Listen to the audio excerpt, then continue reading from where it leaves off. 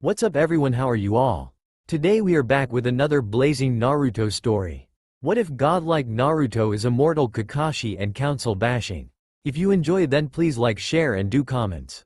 Naruto clashed with Sasuke. Pain coursing through him, Naruto pushed harder and harder. He knew he should stop the attack or Sasuke would be seriously injured. But Sasuke would not hold back. That much was painfully obvious. Naruto realized he had to find another way. In a burst of inspiration he used his half-functioning and aching leg to make a kicking motion, sending a burst of chakra on Sasuke. Sasuke, having completely focused on his Chidori, never saw it coming. The chakra smashed into his abdomen, took his breath away and threw him back into the statue he came from. Kyuubi snarled in his cage. How could this ninja loose with his power coursing through him? Unacceptable. Pathetic ninja. Kyuubi roared and smashed into his cage again and again in a maddened fury. Meanwhile Naruto opened his eyes to his mindscape. A few meters away Kakashi landed with his not-so-much-of-a-friend Guy. Kakashi ran to Sasuke's fallen body, ignoring Naruto. In response to Guy's question he simply replied that Sasuke didn't have a healing factor. Guy nodded, half believing before he took Kakashi's other student and making for Konoha. Konoha gates. Haruno Sakura was waiting at the gates for her crush. That baka Naruto had promised her that he would bring him back. Then Sasuke-kun would wake up from that snake guy and fall in love with her, marry her and spend his life with her. In her mind it had all worked out. Sasuke-kun would be back, in love with her and all would be good. In the horizon two figures were heading for Konoha at full speed. Her Sasuke-kun was getting closer and closer. Konoha Shinobi Hospital. Tsunade was working hard in reversing the side effects of the Akamichi enhancing pills. Damn brat had eaten all three of them. Meanwhile her first apprentice, Shizune, was trying desperately to heal Neji's wounds. Suddenly both women looked up with a start. That chakra they would never forget. It was the one person to bring light back to their lives and give them meaning. Tsunade smiled. The blonde brat was alive. If only she knew what was going on at the gates she might not have smiled at all. Konoha Academy. Iruka was teaching his students about the cages. Specifically about the Yondaime. Looking outside he felt something was wrong. Before he could act on it however he was swarmed by his students. Pushing back his thoughts, he concentrated on his lesson again, with only a lingering thought to his former student, a blonde knucklehead named Naruto. Konoha gates. Guy set Naruto down on a chair carefully and went to the side to speak with the guards. After all his other student was on that same mission. Besides Naruto seemed getting better and better, though if he had known enough about Naruto, he'd have noticed something was not right about him. Ceiling tattoos appeared on Naruto's back, glowed faintly and disappeared. Sakura had just seen her crush come in injured. Damn it, how could Naruto baka hurt her Sasuke-kun? That monster should die. He was probably the reason her Sasuke-kun left in the first place. Enraged Sakura went to a barely conscious Naruto. Sakura-chan, I did it. I brought back. Shut up Naruto baka. You hurt Sasuke-kun, you monster. I should kill you for it. Attempting to go through with her threat, Sakura took out her kunai and made to stab the wounded blonde. Unfortunately for her, Guy heard her threat and reacting instantly caught her wrist. What are you doing, Guy-sensei? That monster hurt my Sasuke-kun. He must die. He was the reason Sasuke-kun left. Crack. With a sickening sound, Guy crushed Sakura's wrist to little pieces. Leaking killer intent that would make Kyuubi proud, he punched her, sending her skidding on the road. Guy then picked up the now unconscious Naruto and left for the hospital. Inside Naruto's mind, Kyuubi raged around his cage. How dare that mortal scum act like that? How dare he lose? How dare he even get hurt with his power coursing through him? Naruto slowly opened his eyes in front of the cage. Squinting his eyes he saw Kyuubi's rage. Naruto made to speak. Konoha Hospital, ICU. Tsunade, the legendary sucker, Slug Sanin and Godem Hokage, was desperate. She was low on chakra and Naruto's wounds were still terrible. Next to her Shizune was healing as much as she could. Burns, broken bones, cuts and a hole in Naruto's sternum. He should be dead. Yet Naruto held on, trusting them to save his life. Shizune wiped the sweat off her brow, also wiping her eyes of the tears that threatened to fall before continuing the treatment. Konoha Council Chamber. Danzo Homura and Kaharu had finally done it. They would be rid of that nuisance and get a hold of a weapon at the same time. Danzo smirked. Manipulating people was so easy. Inside Naruto's mind. So we have an accord? Kyuubi. Yes we do brat. Now get going. I sense a lot of changes. And brat, thanks. Now go and set me free. Will do Kyuubi. With these annoying seals removed it's going to be much easier dealing with things. Konoha Hospital. ICU. She had done it. After hours of treatment, Naruto was stable. Tsunade noticed however that Naruto seemed different.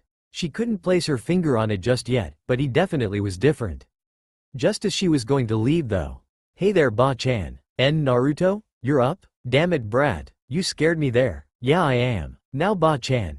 We need to speak, immediately. There are some things about me, Hitaki and the Uchiha that you need to know. Naruto what are you? You'll see. Or at least listen. Now sit on the chair cause you'll need it. Minus 30 minutes later. So that's it. Quite the story huh? Say could you get Neji, Tenten, Lee, Kiba, Shino, Shikamaru Hinata and Choji here? What about Sakura and Sasuke or Ino? What about the first two? They tried to kill me so I don't really care. As for Ino, if she cares she can come. If not it's her loss. Oh and bring Shizune and Anko Ne. I'd like them to hear it as well. Alright Naruto. Just rest for now. They'll come by tomorrow at the earliest. Now I'll just place some security seals. Some idiots might think it's smart to kill you while you're weak. Especially after Sakura's action yesterday. Thanks Ba-chan. Now I gotta sleep. There are some things that I still need to finalize. Tsunade left a bit shaken by what Naruto, Nohorotuto, had told her, but she would not let it show. After all she was the Hokage. The next day, the Konoha 12, minus Sakura and Sasuke, now renamed Konoha 10 amongst them, had gathered outside, or in Neji's, Choji's and Lee's case inside Naruto's room. To an outsider it would seem as if they were placed in the same ICU room with their friends to support them. As Tsunade arrived, Anko and Shizune could be seen following her. After getting to the door, Tsunade opened it and allowed everyone in. Once there, she sealed it off and woke up Naruto from his medically induced sleep. Naruto looked at them and sighed. It was the time of truth for a lot of things. Good morning guys and girls. Tsunade Ba-chan told you all to come here and listen to something right?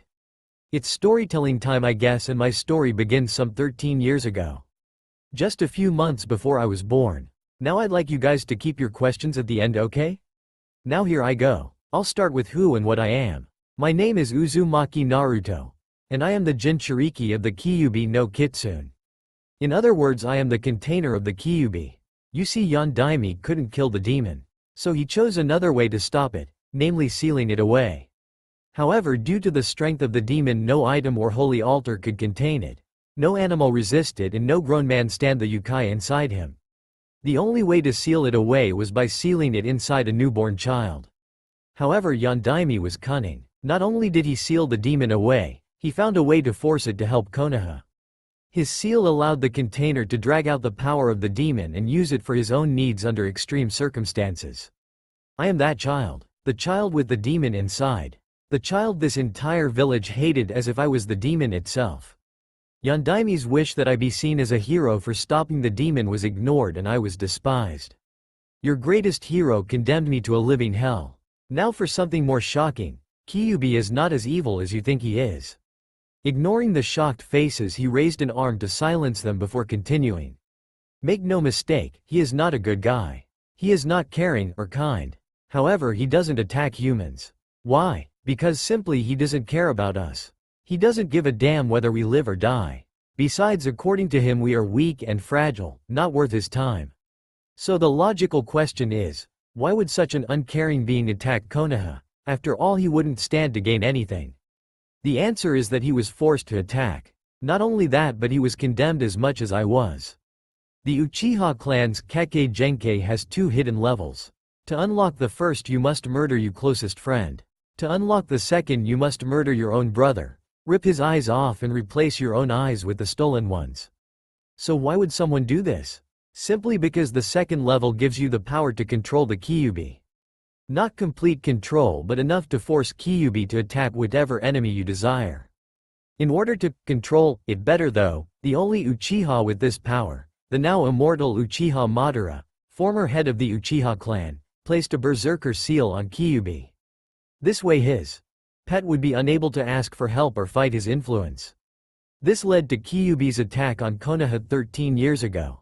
In reality, Kyuubi was as much a victim of circumstances as I was, though not innocent by a long shot. Now while I was unconscious by the Tamise Chidori, I had a long talk with Kyuubi. After breaking the damnable berserker seal, he and I came to an accord. I would set him free, in return for him abandoning his Biju status and becoming a summon for me and my family. In short, I'll turn Konoha's greatest enemy into Konoha's greatest ally. However, that's only part of why I called you here. You see, some people didn't like me at all. Specifically Hitaki Kakashi. Damn bastard placed a number of seals on me as a kid. Nearly completely destroyed my mind. He restrained my body's growth, mental faculties, chakra control, chakra growth, concentration. Everything, including my Keke Genkai. If you're wondering what it is, it's chakra manipulation at its finest. I can turn my chakras solid and manipulate its size, shape and some attributes. I can make weapons or arms or armor or wings or whatever really. Thanks to Hitaki, I lost everything. Fortunately, however, my battle with the Teme forced my body to the limits. When I started drawing on Kyuubi's chakra, it started decaying the seals I had on me. When Haruno tried to kill me, it was the final push and I destroyed the mental blocks I had. Every mental block, blocked memories, skills, knowledge, experience, everything came back to me. Now Kyuubi is working on restoring my body to what I would have been if not for the restraints. On the good side of things, however, my chakra control now should skyrocket. Especially when I set Kyuubi free and I won't have to fight tooth and nail to keep his Yukai from destroying my body. So that's my story. Any questions? Oh, and good to be back, Anko ne.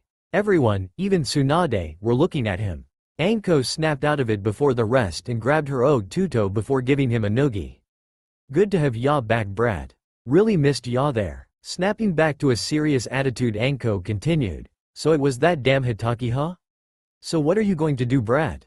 Nothing, Ne-chan. He'll just have to live on knowing he failed his own Nindo. Hey, look underneath my ass. And he's supposed to be a seal expert, he couldn't tell I wasn't the furball. Hinata spoke, just looked at her crush, Anyo. Naruto-kun. See, can you trust Kyuubi? I am mean he is a demon, right? Naruto looked at her surprised. So you're telling me you're more worried if I trust the Kyuubi rather than the fact I got the damn demon sealed inside my gut? Hi. N Naruto-kun is N no demon. Why, you are too kind F for it. Hinata was blushing a new shade of red at Naruto's inspection. Meanwhile, Naruto's friends were thinking about his revelations. Well, all except Shikamaru. Mendoku's. Naruto's not the Kyuubi. I knew since the Chunin exams. I should have seen it earlier though, with the adults treating him like that. Ah well, that was a wake-up call for everyone. Hastily they agreed with the Nara genius. Naruto was truly surprised and happy by his friends. He smiled at them and made to speak before Tsunade interrupted. That's all good, but I'm afraid I have bad news. Naruto. What do you mean, Ba-chan? What's wrong? The council. That's what. Damn bastards went behind my back to the daimyo. Naruto, they want to banish you. Worst, they'll dead. What? Was the outcry of everyone in the room. Immediately they began protesting. But you can't. But why? But he is loyal. Silence. Godem made them stop. Just then everyone noticed she was at the verge of tears. The daimyo doesn't know anything about Naruto. All he knows is what these bastards told him, and they told him the seal is breaking. He did what I would have done if that was all I knew. Naruto, I'm so sorry, so terribly sorry. It's okay, Ba-chan. They don't want me, they don't deserve me. I'll leave as soon as I can, Ba-chan. Yes, however you won't be going anytime soon. Before you go, I have to tell you some things. I was supposed to only reveal them to you when you became Junin, but since that's not going to happen, I'll do it now. Naruto, before I start, I want you to know it wasn't my choice to hide these facts. They were laws placed before me by Sandaime and Yondaime. I would have broken them, but the damn council didn't allow me. I thought it wouldn't matter to wait for a couple of years so I could follow them, but obviously I was wrong. Also, Naruto, I want you to know that while I did suspect the truth, I only confirmed it after I got the seat. Naruto, it's about your parents, and the origin of your Kage Genkai. It comes from your mother, Uzumaki Kushina, a Junin that died when you were born. The Kyuubi's Yukai and Ki were too much for her and she passed away. She was a master swordswoman, better than anyone else I've seen. With her Kage Genkai she could take down just about any opponent. You have her maiden name to protect you from your father's enemies. Naruto, they both loved you, don't forget that. Your father really loved and cared for you, but he couldn't be with you. Your father was Konoha's Yondaime Hokage, Namikaze Minato. What? The resounding shout almost broke the seals. But why would he do this to me? Because he couldn't do it to anyone else. His son Naruto. He would not put this burden on anyone else. He could not trust anyone else. Anko gently hugged her little brother as he let loose a cry to the heavens, a cry containing all his pain, anguish and anger. Chakras swirled around him. Hinata looked at Naruto, almost in tears, before grabbing his hand and squeezing it, showing her support. The Konoha genin just looked at Tsunade in surprise, well, all except Shikamaru. Such troublesome idiots. They banished the son of the Yondaime. When does he have to go? In 3 days. I'm sorry Naruto, but Kakashi's report. The chakra around Naruto lashed out like whips at the sound of his sensei. What did Hatake say? Naruto, calm down, please. Calm down? Calm down? I won't calm down, Ba-chan. Damn bastard got me banished.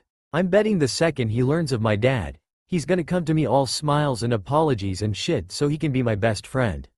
Well, fuck him. Him and the rest of this bigoted retarded village. I've got half a mind to let Kyuubi level it or go to that damnable snake pedophile and learn that resurrection jutsu. Bring back my dad and have him level the place. Alright, that's it. I'm leaving in 3 days and I'm not coming back ever again. Are these idiots supposed to be shinobi? Can't these people see the difference between a kunai and the scroll it's sealed in? This is fucking pathetic. Anko slowly let go of Naruto and started going for the door. Now this was not important, but the key that was leaking off of her was. Naruto heard an appreciative growl from Kyuubi. Tsunade stopped her. Don't, Anko. I'll punish him, don't worry. Hey Anko, nay, Kyuubi is impressed by your ki, but maybe you should stop. Otherwise my friends will die. Anyway, seems I'll be leaving for some time, huh, Ba-chan? Yes you will, but you won't go like that. You were the one that brought me here and by Kami they'll pay. The damned traitors are up for a surprise if they thought I'd take this lying down. Nobody messes with my family, adopted or not. Everyone, since I'll be leaving. I'll need some help. Shika, could you make me a basic training schedule one can follow? Keep in mind I can learn book stuff 100 or so times faster than before. Tenten. I'll need some weapons to replace mine and a katana. A scroll on Kenjutsu will also be appreciated. Lee, I'll need some weights and some scrolls on Taijutsu since mine sucks. Choji, could you give me a scroll with easy recipes so I can eat something in the forest? Shino, I may need some scrolls on ninjutsu from the library. I go myself but I'm never allowed so. Of course I'll pay for the things, it's just that I'm not really allowed to go get them. Anyway, I'd better get ready myself. Anko looked sadly at her Otuto. This was so unfair. She just got him back and she was going to lose him again. Damn the council. I should gut them and then go with my Otuto. Tsunade looked at her. What did you say? Actually, that might not be a bad idea. Anko, how would a long-term Anbu mission sound for you? You objective. Protect the Gaki here. Konoha will pay an S-rank pay per week for your living expenses. You gave me some ideas to work with. Tsunade sported a positively feral smirk now, one that, if you didn't know better, would make you think she was Inuzuka really. Naruto spoke again. Now sorry guys, but even with my regeneration I'm not well enough yet. Hinata, Neji, could you stay a little bit more? Slowly Naruto's friends filed out of the room, each thinking her own. Only Hinata and Neji remained. Neji, while I asked for something from the others. I demand this from you. I finally realized Hinata's secret. So since I won't be here to protect her like I should, you will. You are her cousin and a trained Hyuga, much better trained and more talented than me. Raising a hand to stop their protest, no, it's true. As I am right now, I'm weak. Neji, you will protect her, got it? If something happens to her I will come back and so will Kyuubi, and this time no one will be able to seal him away. Kami, be my witness, she's the purest, kindest soul out here. Neji, we haven't been great friends, or known each other much, but I know I can trust you. I entrust you with Hinata, got it? Neji just smirked a bit, loyal as always I see. Don't worry. Hinata-sama will be protected even if it takes the entire branch to do so. Thanks Neji. Hinata, I have some things here in Konoha that I can't take with me. The only things I've managed to save from the damn villagers. Some plants mostly. Anyway, seems Kyuubi wants to finalize my body before he leaves. Yawn. Guess it's back to sleep for me, or hibernation as it is. In case I don't wake up soon, tell everyone I'm gonna see you all in 3 days. After the Hyuga bid Naruto farewell, he fell asleep to allow Kyuubi to fix his body and correct what nearly a decade of restraining and deterioration had done to the young shinobi. It was 2 days later that Naruto woke to his new self. His body had grown to be a bit taller than average now, with much more lean muscle, giving him a wiry frame. Naruto's face had slimmed out and his hair grown, making him look like a younger version of the Yondaime. Naruto's voice had deepened and he felt calmer, more mature than before. His chakra was also so much easier to control, although not perfect by a long shot, which was a pipe dream anyway considering how much he had. To Naruto the world felt crispier, more alive than ever before, as if he had muted his senses before. Hinata was in Naruto's room when he awoke. Poor shy heiress could only look in amazement as Naruto changed more and more overnight. Then she remembered what Naruto had suffered and Hinata felt a rare emotion for her, anger. She was angry at Sakura, angry at Sasuke, angry at Kakashi, angry at Yondaime, angry at Sandaime, angry at herself for never speaking up. She was woken up from her musings by Naruto's hand who had poked her forehead. Ma Hinata-chan, lighten up. I prefer it when you smile, makes the world look brighter. And cue a thud as Hinata fainted from being too close to Naruto, but not before muttering, "En Naruto-kun." Naruto chuckled before getting up. Looking to the side he saw that Anko had brought him some clothes. While they might not fit him perfectly, they were definitely much better than his older clothes or hospital rags. So taking his clothes and getting dressed, Naruto checked out after waking Hinata up and asking her to come with him. On the way Hinata asked Naruto what he wanted, and when she found out he needed clothes, she took him to the shop Tenten's father owned. According to Tenten, the retired shinobi didn't hate the kid. Once the pair got there, Naruto knocked on the door to be let in. The store was made up of 2 parts, clothes and equipment. Naruto headed to the clothes section to get something to wear that wasn't as orange as before. Hinata went with him, not to peep on him of course, oh no. Just to give him some advice. Yes, some perfectly innocent advice. The fact she never stopped blushing is completely irrelevant of course. Naruto took his time choosing his outfit. After all, God knew how long it would take for him to get to a quality shop again. In the end he settled for black Anbu-style pants with red trim and a large number of pockets, a black shirt with a depiction of a fox head in front in shades of red and orange, while in the back it had a fox chasing its tail in the same colors. Over it he got a Junin-style vest in black with a red and orange depiction of a roaring fox head and a long coat like his father's, only his was black and red. Naruto added a thick black belt and solid black iron-shod boots to his outfit before coming out. On top he added a pair of black bracers with retractable blades on the outer rim, a quick-release kunai and fingerless gloves with metallic caps on the knuckles. Naruto also added a pair of belt pouches behind him, where he would store explosive tags already wrapped around kunai. Along with his now grown hair, he looked rather sharp and professional. After that he went to the weapons department and bought a large amount of shuriken, kunai, senbon needles, explosive notes and sealing scrolls. After sealing most of them away, and putting the rest in his pouches, Naruto went to pick up the sword Tenten had picked out of him. It was a beautiful black-colored blade with wild edge and red handle. It was placed inside a black scabbard that Naruto put on his back for easy drawing. He would rather have it on his side, but being untrained in Iijutsu, it was better on his back. Naruto found the belt the blade hung from impractical and resolved to find a way around it. After all was said and done, and Naruto much poorer, he and Hinata went to meet Naruto's other friends for the supplies he would need. At the Hokage's office, Tsunade, Shizune, Jiraiya and Anko were talking about the Gaki. Jiraiya offered to take care of the kid, but he was denied by Tsunade. At everyone's questioning looks Tsunade continued. The bastards have hurt Naruto enough. He was the only reason I even came back here and these jerks want him off? Well, I'm not going to stay here then. Jiraiya, I want you to stay here and take care of Konoha after I leave. I'm not going to take this lying down, damn it. I'm going to fight back. Anko, you are going to go with the Gaki and help him. I'm gonna give you enough money to last for a few months living comfortably. You'll also take some scrolls with you containing some gifts the council was oh so generous in providing you. After I settle things here, me and Shizune are going to come with you and help the Gaki as much as possible. I'm guessing Jiraiya, you won't stay here for long, Like hell I am. I'm not coming back to this shithole. Should never even have left Naruto here in the first place. Damn sensei for trusting the council so much. Damn civilians do whatever they want to. Not anymore, Jiraiya. Not anymore. I'm gonna cripple them so much they won't be able to walk straight for months. And it's starting today. Anko, Shizune, Jiraiya. Would you mind coming with me to the council meeting? I think you're going to love it. Later at the council chamber. The council was celebrating. They had finally sent the damn demon brat away. Now Tsunade would break and they would gain complete control. Meanwhile Danzo would make a proper weapon to serve them and their needs. It was all good. That abruptly changed as they saw Tsunade and Ko. Walking inside. Something was not going according to plan, but they didn't dwell on it. Victory was so sweet. After the starting procedures, Tsunade got up and went on to break their day. Okay, enough with formalities and nice speaking. You jackasses have taken too much power and forgot where it came from.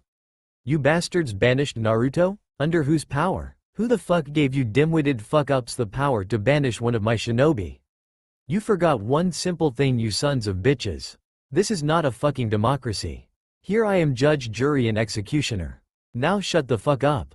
You bastards committed treason upon your Hokage by usurping my power. Know what? Screw you. You are all hereby stripped of all your rights and powers. I hereby disband the council. Kakashi, show yourself, you traitorous fuck. For crimes against the Hokage and breaking your oath to Konoha, I hereby strip you of rank. You are fired. Gasps echoed and Kakashi tried to make a comeback, but Tsunade never gave him time. You will be stripped of all clan holdings and rights. You will be stripped of your Sharingan eye, which will be destroyed. Your chakra circulatory system will be destroyed and your fingers broken beyond repair. You will also be neutered. Your crimes will end your line. I would ask Inoichi to remove knowledge of jutsu, but I want you lucid enough to feel the whole weight of the punishment. If you're wondering, your crimes include assault and battery of a civilian, refusing a mission, failing S-ranked missions, falsifying reports. Do I even need to go on? I don't think so. You disgraced Obito's, Minato's and even your own father's memory. You abandoned your comrades, showed favoritism and ignored the dying plea of the one man to treat you nicely. Anbu, take that scum out of here. Oh, and Hatake? Tsunade whispered the next stuff to the nearly broken man. If Minato had a son, who would he look like? Think about it and rot. You're worse than scum. Kakashi upon hearing this broke down and started screaming before the Anbu took him away. Tsunade turned to the civilian council with an evil smirk. This was just the beginning, assholes. One little excuse. Just one little excuse and I will make Kakashi's punishment seem pleasurable.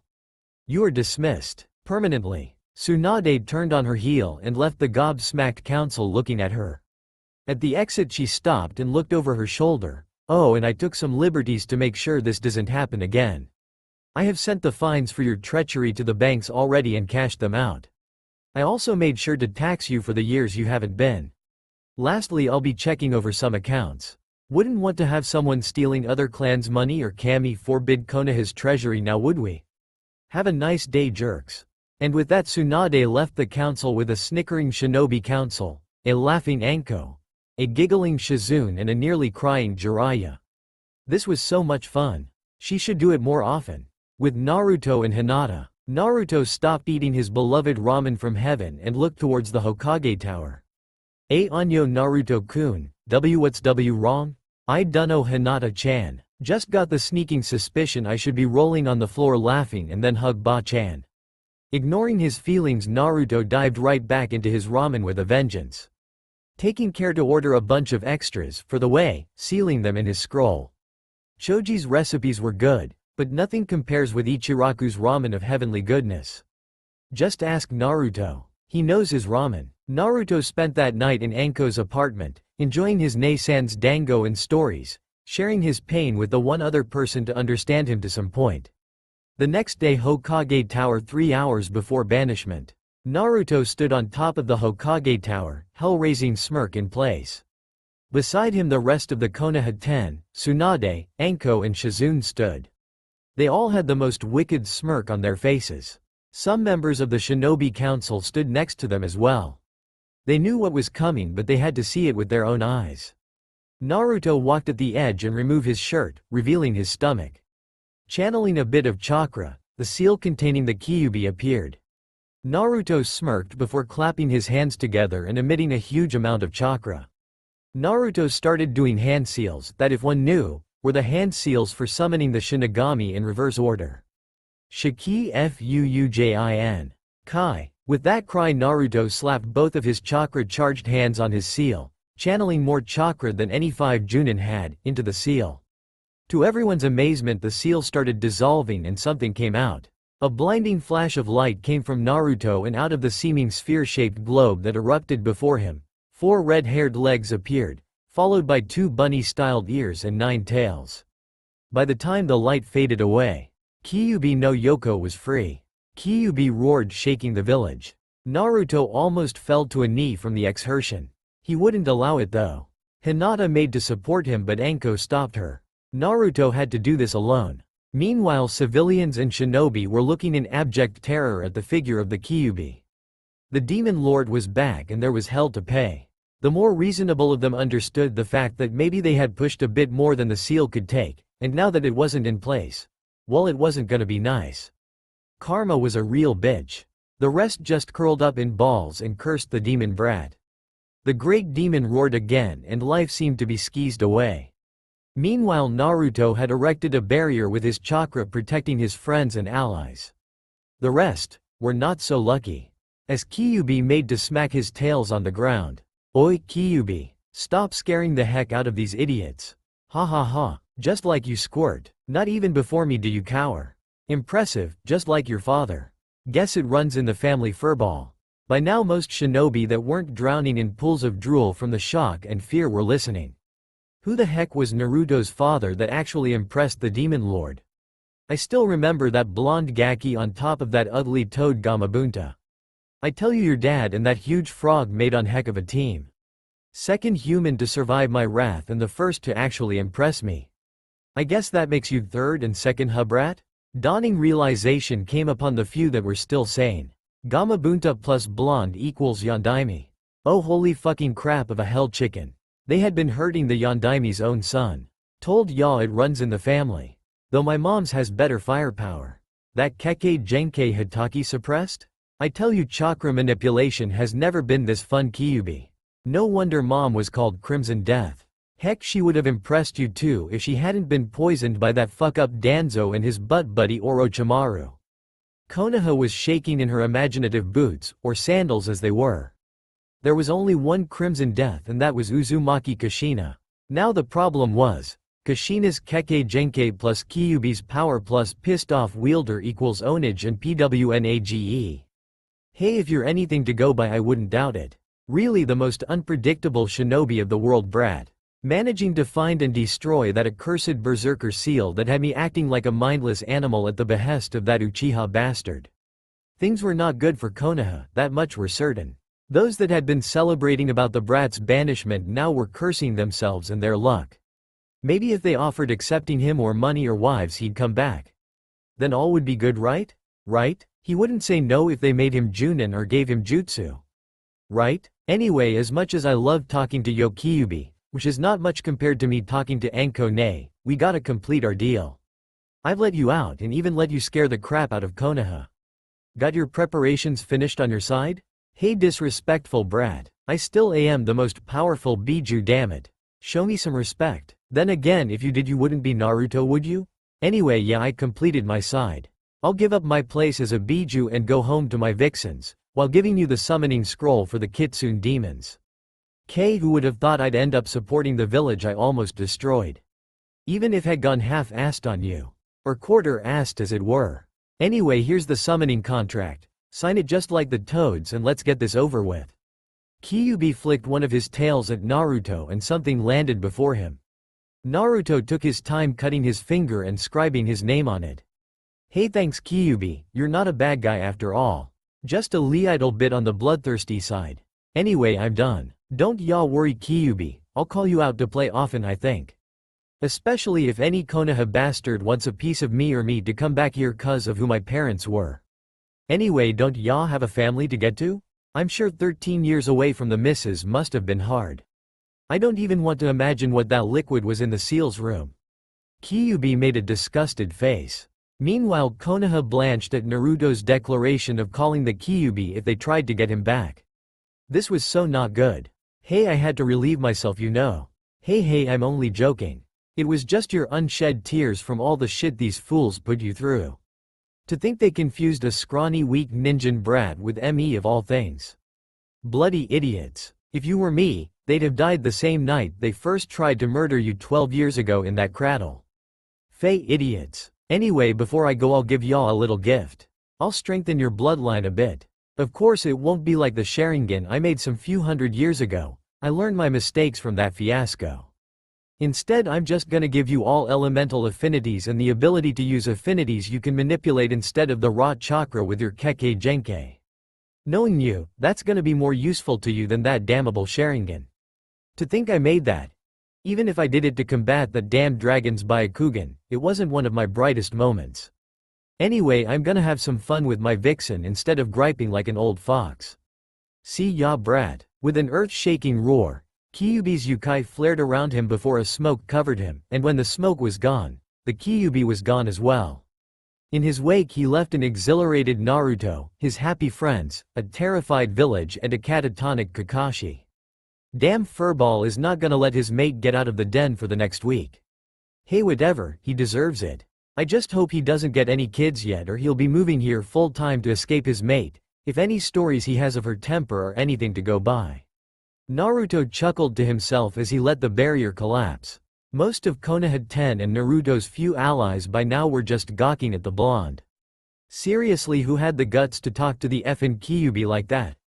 Well, someone actually did. Inuzuka Sume and Mitarashi Anko laughed. Naruto laughed with them before going to his Nei-san.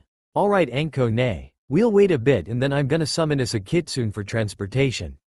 Still have a couple of hours to get out of Konoha. Sure brat. Just lemme get our traveling supplies from Tsunade before we go. Can't let ya go half-arsed out there now, can I? Not to mention you don't know half the things you should. Ah well, more fun for me I guess. After the shinobi council members that were present left, Naruto and his friends started talking and planning on what they'd do next. It had been a fun hour for them until Naruto had to leave. Naruto got up and dusted himself off before turning to his friends one last time. Shika, don't be so damnably lazy anymore. You might be smart but you need to be strong as well to protect your friends.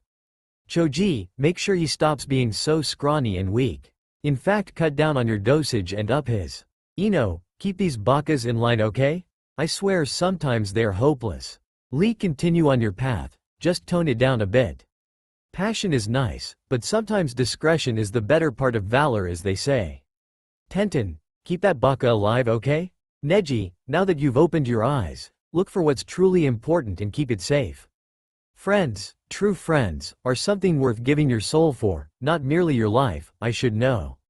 Shino, keep your team safe and make sure Kiba doesn't get lost in the forests. Kiba, protect the pack from all threats, not just the ones you can see and smell. Tsunade Ba-chan, I know you like sake and gambling but you should really cut it down.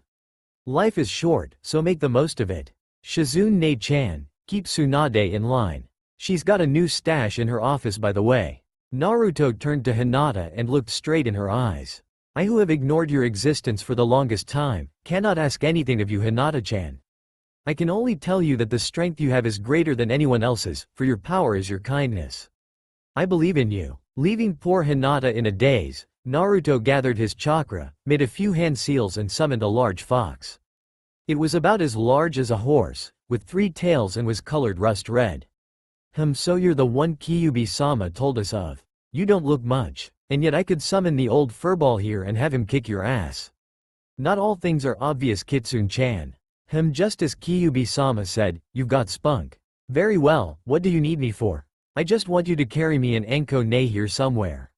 I was intending on summoning a fast fox, so I'm guessing you're the fastest I could get with that chakra, right? Correct. My name is Heiase, meaning speed. I am an effective fighter too, but I do so prefer simply running. So where to? Wave Country for starters. I got a long overdue meeting over there. But before we go, Naruto leapt on his summon and used a jutsu to make his voice sound loud enough to be heard all over Konoha. Before I go, I got a few things to say. Screw you. Screw you Konoha. Screw you Koharu. Screw you Homura. Let's not forget to screw you Danzo, but most importantly screw you Kakashi. Thank you all very much for being insufferable jackasses that wouldn't find their way out of a paper bag. So screw you bitches. Naruto screamed to Konoha, giving them a nice view of his middle finger at every "screw you" declaration. Right after he pulled Anko on Heiase. Onwards, with all speed, ha ha ha, laughing like a maniac, Naruto urged his kitsune mount onwards to wave. The fox had to hand it to the brat, that was one heck of a goodbye. Anko in fact was laughing so hard, Naruto had to hold her steady or she'd fall. Back in Konoha, the people were still looking at where Naruto had been. The shinobi council was snickering and Tsunade was outright laughing, one-upping at its finest. Now Danzo, we all heard about you and Orochimaru, a well-known traitor. Which makes you a traitor yourself. Danzo stepped out of the shadows he was hiding in with a small army of root agents. I regret nothing Tsunade. Orochimaru only wanted some in Konoha dead. I would rule over the rest and bring Konoha to its rightful place. If it wasn't for that demon brat I would have had all the power in my hand. Killer intent washed over him. Danzo blinked a few times before realizing it came from the Hyuga heir who was slowly removing her coat, chakra flaring around her. What? Did you call Naruto-kun? What do you care for the demon brat? He's just a bastard son of a. Hinata disappeared from view and appeared in front of Danzo, rearing her palm. Danzo's eyes widened before Hinata called her technique Tengen, divine judgment. Her palm landed on Danzo on the chest and her chakra spread all over him. At first there was nothing. Then, crack, and Danzo fell on his knees. Tsunade looked in wonder. That was an unmastered jutsu, but its idea and execution were flawless. It just needed some more work. Still, damn Hinata, you broke every bone in his chest area. That's one heck of an attack for being incomplete. Everyone, including the root, were gaping at her. Hinata panted before taking up an offensive stance but was interrupted by the root, as they ran to protect their master. Tsunade smirked at them. Your loyalty is admirable at least. But are you forgetting something? If we fight here, especially with me, you are going to lose and Danzo will die. It would be better for all of you to surrender, correct? The root knew they had no choice, they had to surrender.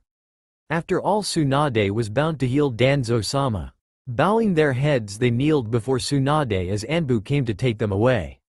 Now Hinata-chan, mind explaining what that move was? It was impressive. Hi. Yesterday, Naruto-kun asked me to come with me to a training ground, where he showed me how he could use food and chakra. When he asked me to copy him I couldn't make food and chakra, but I had noticed something. Food and chakra when concentrated, tends to vibrate at high frequencies. I found I could replicate that on my normal chakra. It took a lot but I managed it. I could make my chakra vibrate in high frequencies. I simply chose the frequency of bone. Tengen is incomplete. I can vibrate only one frequency when I used it, so I didn't do as much as I could. I only weakened the outer layer of his bones so they collapsed on themselves. If I had better control or more chakra I would have killed him. Well, that's one kick-ass technique, Hinata. Anyway, want to come to my office later on? I do so want to hear more about it. Hi Tsunade-sama. And slowly the group dispersed, thinking about the show they had just received but also knowing that the soul of the village had been exiled in such a cowardly way. Hard times were ahead. Meanwhile, Naruto was making good time to Wave Country and was looking forward to seeing Inari, Tsunami and Tazuna again. It had been a couple of days since Naruto, the soul of Konoha, the guardian of the leaf, or as he was known there, the demon brat, had left. The civilians were still adamantly trying to deny the fact that Naruto was the fourth son, no matter how many times Tsunade showed them the birth certificate. The shinobi were still banging their heads on walls. Kakashi had tried to kill himself about 10 times already, but was, thankfully, saved by the Anbu Tsunade had stationed specifically for this case. After his last attempt of suicide by slitting his wrists, Tsunade had him wear a weird new white shirt whose sleeves tied to his back. The man then tried to bash his head in by running into walls. All in all, good days. After the Danzo incident, Tsunade had called Hinata to her office after she made sure the hawk would survive. Imagine her surprise when she found out he had a transplanted Uchiha eye and arm. Needless to say, when Danzo wakes up, he'll be a few kilos lighter. In the office, the two shinobi spent a long time discussing a variety of issues, from Tengen to Naruto's fate. Both were afraid of what not only Root but also other shinobi villages will do to him. While it is true he could summon Kyuubi to aid him, it wouldn't be easy. Besides, the Demon Lord would hardly appreciate being called out every day to deal with pesky ninja that his summoner was too weak to face. Hinata's reputation in her own family had increased, since she had created such a powerful technique, but she didn't care. In fact, she was cold to the main family and her father. After all, he was one of the people that had helped in banishing Naruto, something she might never forgive him for. Hiyashi was doing everything he could to get his daughter to listen to him, from cajoling her to threatening her, but the kunoichi either ignored him or gave him glares that could easily be translated in, "Shut up or I'll tengen your ass." Once she even came close to actually doing it. Flashback. Hinata was quietly practicing her Jiyuken on top of a pond in the training grounds. As she was practicing, her father came. She promptly ignored him. Angered by her actions, Hiyashi glared at her, only to be ignored again. "Hinata, come here immediately." Hinata ignored him some more. "Hinata, you will come here immediately." "Or what, Father-sama? You'll do what? Banish me? Do it. I'll just be with Naruto-kun." "Shut up about that filth already." "Insult him one more time, Hiyashi. One more time and I'll destroy you. I swear it. I order you to teach the main branch the Tengen." Hinata just looked at the man, before ignoring him and keeping up her practice. "Hinata, you are my daughter and you will do what I want. I command you to teach the main branch the new technique." "Screw you." Oh yeah, Hinata, meek little Hinata had developed a language. And worst, she knew how to use it. Hinata smirked inside, looking at the red face of her father. "Do it or I'll put you in the secondary branch.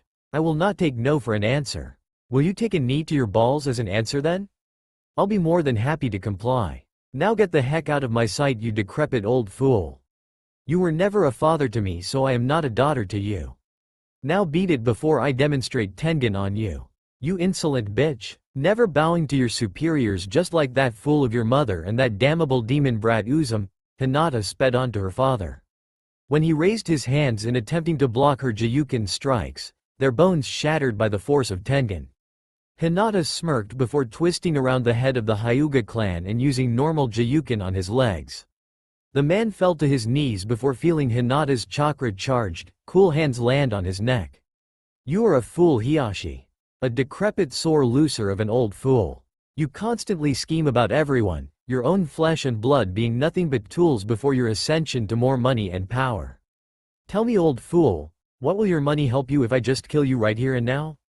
How will your oh so vaunted political power save you if I just snap your neck?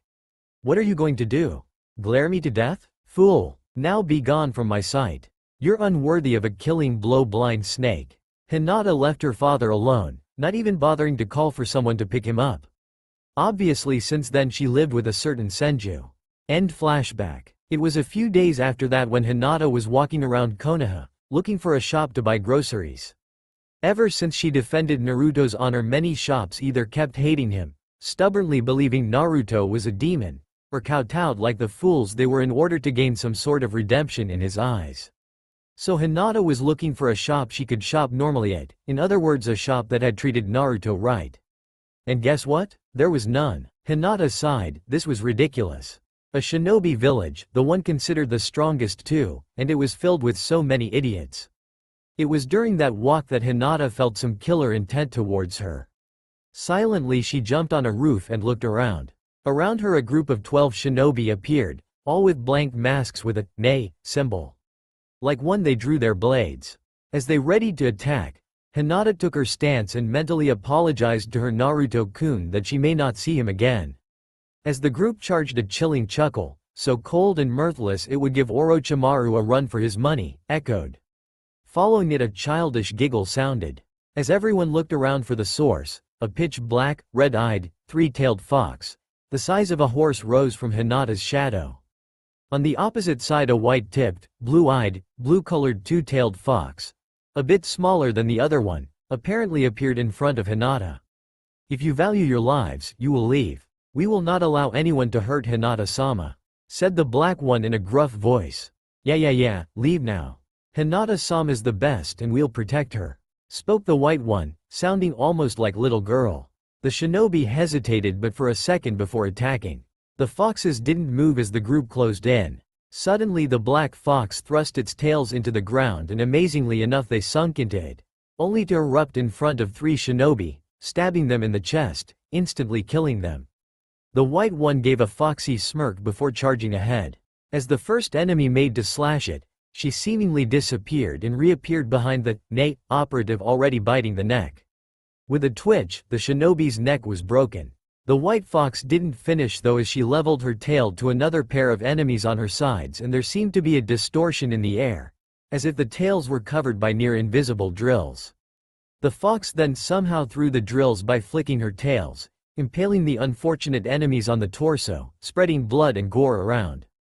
Of course Hinata didn't stand back either. She parried, dodged and weaved around her opponents, sticking almost like glue onto them, leaving them very little room to attack or dodge their own allies' attacks.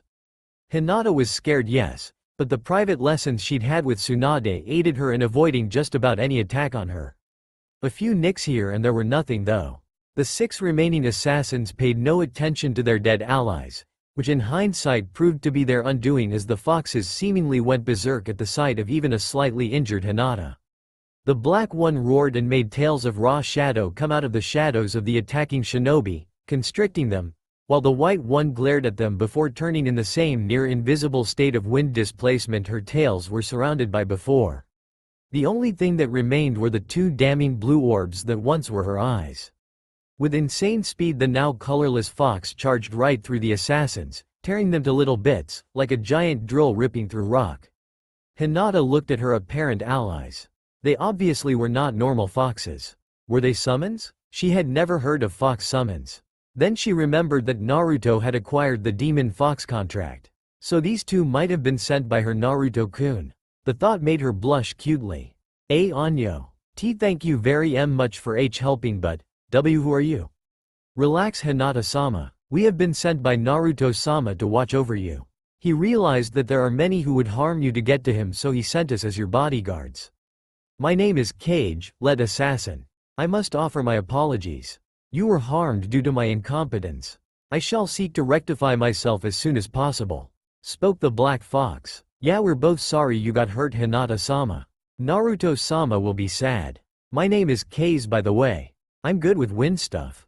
Naruto-sama had us watch over you but we failed. Now we're probably going to get scolded by Kyuubi-sama again. The white fox made a little whimper there. Anyo, I think it's alright. After all they were trained assassins. At this point Kage snorted indignantly. Trained assassins? Them? As if. Green behind the ears rookies more like it. HMPH. Ma Kage-kun, not everyone's as good as you are.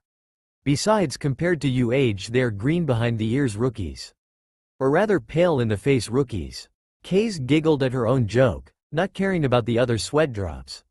Anyway, I think I should go. Tsunade-sama might get worried. Maybe you should come along and I introduce why yourselves. Very well Hinata-sama, we will escort you to your residence. The human plus 2 hiding foxes, Kage hiding in Hinata's shadow and Kage turning invisible and roof-hopping along, made way towards Tsunade's mansion. Once there Hinata proceeded to introduce the 2 foxes to the Godem Hokage. Meanwhile said Hokage was busy studying a variety of laws pertaining to exiles and training trips as well as her rights as Hokage. The results made her rather giddy to say the least. It was night and Hinata was getting ready to go to sleep when she heard some scratching coming from the back door.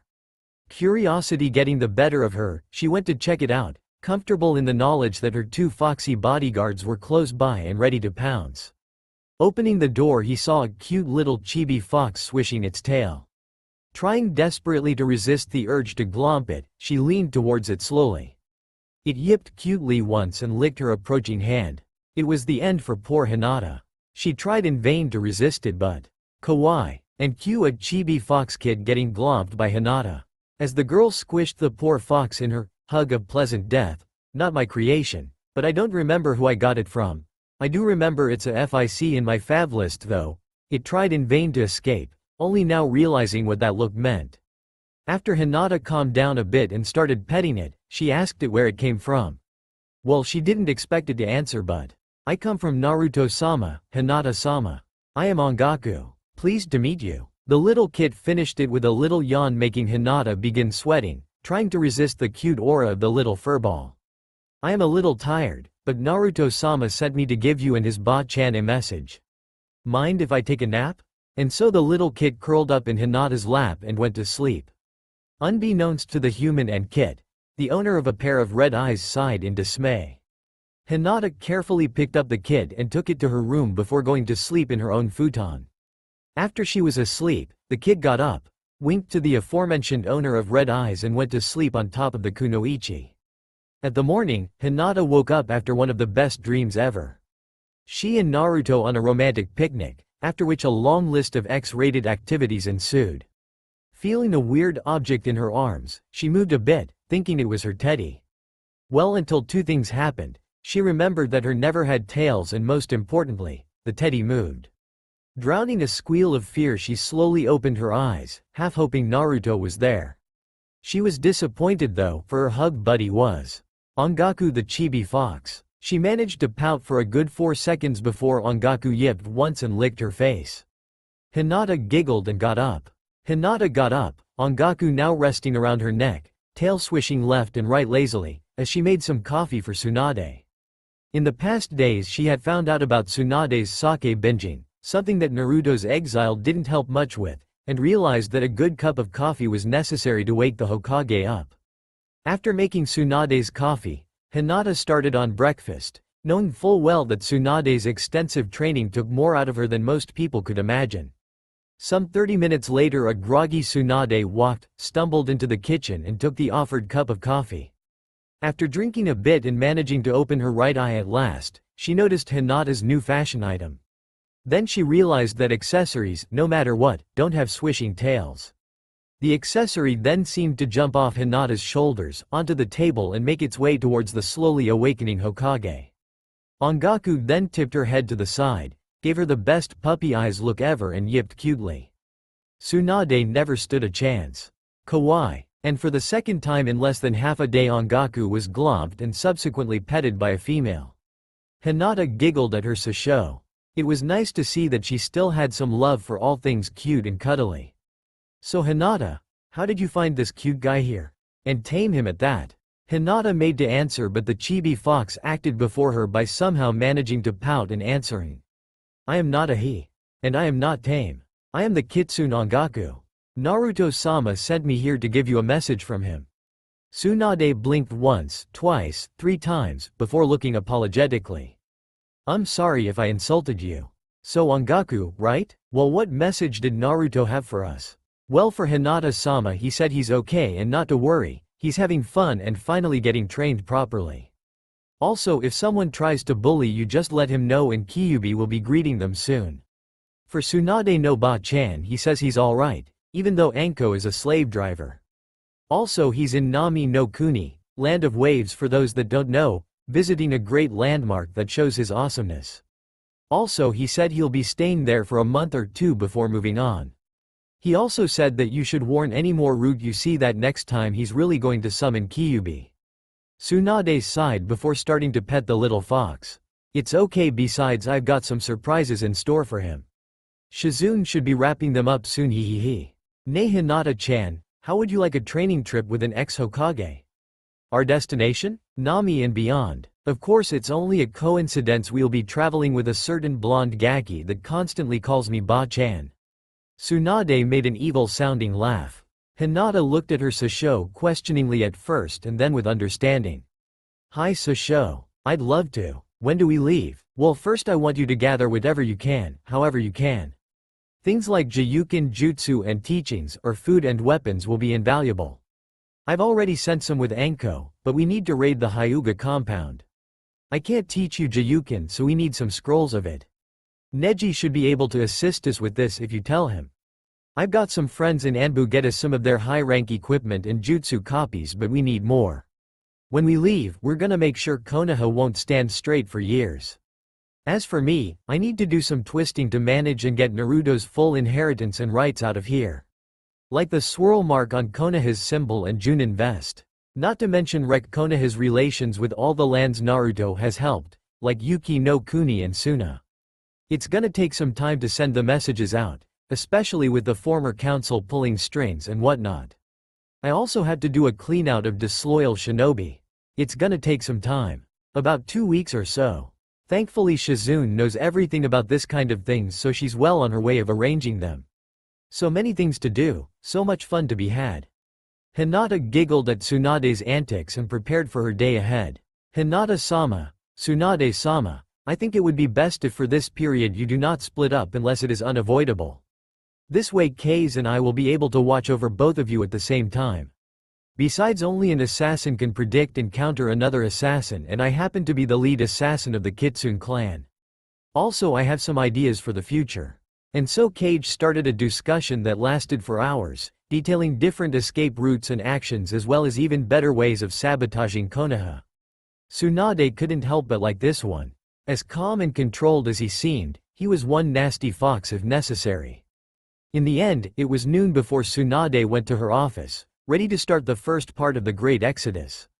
It would be a project to be proud of, Tsunade surmised. It was going to be fun. As for meek little Hinata? She stood by and watched, drinking in every detail, Ongaku wrapped around her neck, Kage hiding in her shadow and Kage watching them from behind the Hokage's desk. Soon, she thought, soon she'd be with her Naruto-kun and out of this bigoted village. While Hinata still had some doubts, she sincerely believed she and Naruto would overcome any difficulties. As for Konoha, she didn't really care. If Konoha didn't want her, then good riddance and farewell. She just hoped her friends would come with her. If not now, then later. Hinata started planning on how to break the news to Konoha 10. Looking at some of the reports Tsunade was signing, she couldn't help but giggle. This was going to leave Konoha in shambles. All the better, really. Oh yeah, Hinata, meek, gentle Hinata was developing a mean streak. In Nami no Kuni, Naruto stopped punching a tree and looked towards Konoha with a smile. Soon, he thought. Soon they'd know that payback is a real bitch. Naruto went back to training with renewed vigor under Anko's watch. Tsunade had spent a lot of time preparing her and her allies' exodus from Konoha. It was going to be quite fun to see the oh-so-great and superior Konoha fall to its knees because of a single genin. No, Naruto was definitely not a single genin. Member of various political assignments, Jinchuriki and an abnormally good person, Naruto stood out, orange jumpsuit or not. Of course many would disagree and call him monster or defiler of Yondaimi's good name. Then others would call him Namikaze-sama and beg his forgiveness. Idiots, the lot of them. The best way to characterize Naruto was simply Naruto. He was one of a kind, unique and the most surprising ninja of the world, not just the little village of Konoha. Tsunade reminiscent the good times in her office, both before Naruto was exiled and after it. She really had some favorites. Such as Sakura. Flashback. Tsunade was having a perfectly good day doing nothing, Shizune actually approving of it, since neither cared about Konoha anymore. After all, they would both be gone from in very soon. All of a sudden a pink-haired, gorilla-strong banshee barged inside the office without even knocking. Seriously, was that thing a shinobi? A kunoichi at that? Pink dress, pink hair, shiny forehead, shrill voice, no manners. Tsunade almost felt sorry for Konoha and her low standards. Almost. Tsunade-sama, I want to become your apprentice. Excuse me? I want to become your apprentice. And why, pray tell? Because I have awesome chakra control and so I can care for Sasuke-kun. Besides, with your techniques I will be able to help Sasuke-kun and he will fall in love with me and marry me and the being kept on ranting about her future with the ever so awesome Uchiha Sasuke. divine light shining down on her as she extolled Sasuke's numerous virtues. Or something like that. Let me think about it. No. What? Why not Tsunade-sama? Because I don't want to. Now get. You annoy me. But Ka-san told me I should come to you and tell you to take me as your apprentice. The councils agreed. And I care about the councils because? Isn't it obvious? Because they are right. I mean they banished that monster Naruto and… Get out. Get out. Now. But Tsunade-sama. It is Senju-sama or Hokage-sama, you stupid fangirl. Get the fuck out of my room. Now. I have no patience for fools like you. No. I will not leave until you make me your apprentice. You don't understand. I have to get Sasuke-kun's heart.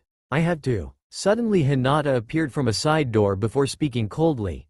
Become his slut for all of time. We know Haruno. Now get the heck out. Tsunade-sensei was getting ready for my lessons and we happen to not have time for insufferable fangirls like you.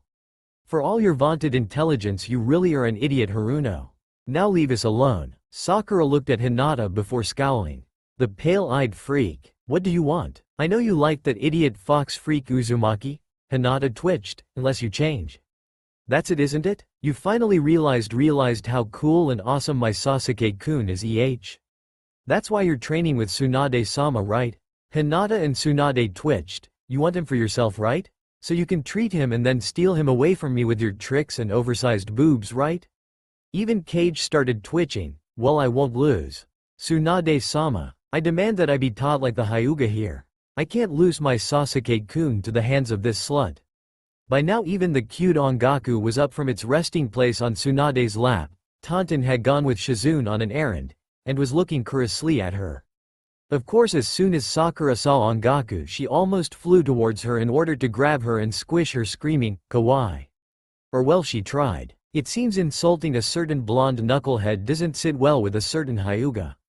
Hinata appeared before the leaping Sakura, deflected both her hands with a spin before sending a very powerful Jiyuken strike in Sakura's gut, knocking out the inane banshee with sheer pain. Then she looked at the Hokage, smirked and promptly kicked Sakura with a Jiyuken-enhanced foot right in her womanhood. Results: instant neutering as well as a destroyed bladder. Tsunade was looking at the ceiling, whistling innocently.